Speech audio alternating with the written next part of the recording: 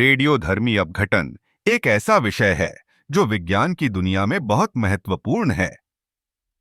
यह एक प्राकृतिक प्रक्रिया है जिसमें अस्थिर परमाणु अपने आप को स्थिर बनाने के लिए ऊर्जा और कणों को छोड़ते हैं। सोचिए, एक परमाणु जो अपने आप में अस्थिर है, वह धीरे धीरे अपने आप को स्थिर करने की कोशिश कर रहा है।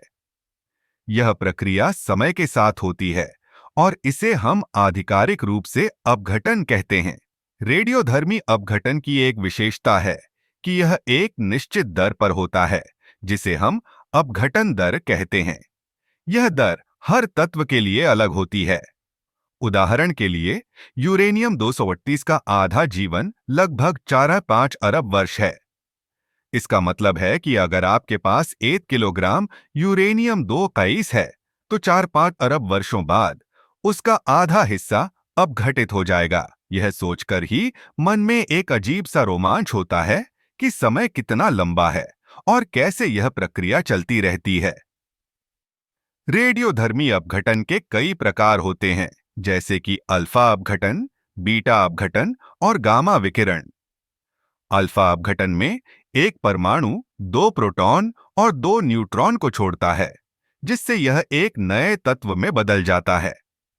बीटा अपघटन में एक न्यूट्रॉन एक प्रोटॉन में बदल जाता है और एक इलेक्ट्रॉन छोड़ता है। यह प्रक्रिया बहुत तेज होती है और इससे निकलने वाली ऊर्जा बहुत अधिक होती है। गामा विकिरण में ऊर्जा के रूप में विकिरण निकलता है, जो बहुत ही उच्च ऊर्जा का होता है। अब रेडियोधर्मी अपघटन का उपयोग विज्ञान और चिकित्सा में भी किया जाता है। कैंसर के इलाज में रेडियोधर्मी तत्वों का इस्तेमाल किया जाता है। ये तत्व कैंसर की कोशिकाओं को निशाना बनाते हैं और उन्हें नष्ट करते हैं। इसके अलावा हम इसका उपयोग ऊर्जा उत्पादन में भी करते हैं, जैसे कि परमाणु ऊर्जा संयंत्रों में। हालांकि रेडियोधर्मी अपघटन के साथ कुछ खतरे भी जुड़े हैं। अत्यधिक विकिरण मानव स्वास्थ्य के लिए हानिकारक हो सकता है, इसलिए इसे नियंत्रित करना और सुरक्षित तरीके से उपयोग करना बहुत जरूरी है। इस प्रक्रिया का एक और दिलचस्प पहलू है आधा जीवन। यह वह समय है जब किसी रेडियोधर्मी तत्व की मात्रा आधी हो जाती है।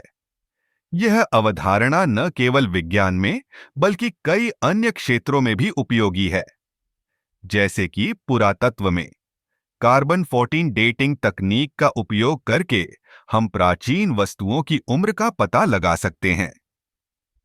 रेडियोधर्मी अपघटन एक अद्भुत और रहस्यमय प्रक्रिया है, जो हमें न केवल तत्वों के बारे में समझने में मदद करती है, बल्कि यह हमें समय और ऊर्जा के गहरे रहस्यों से भी जोड़ती है।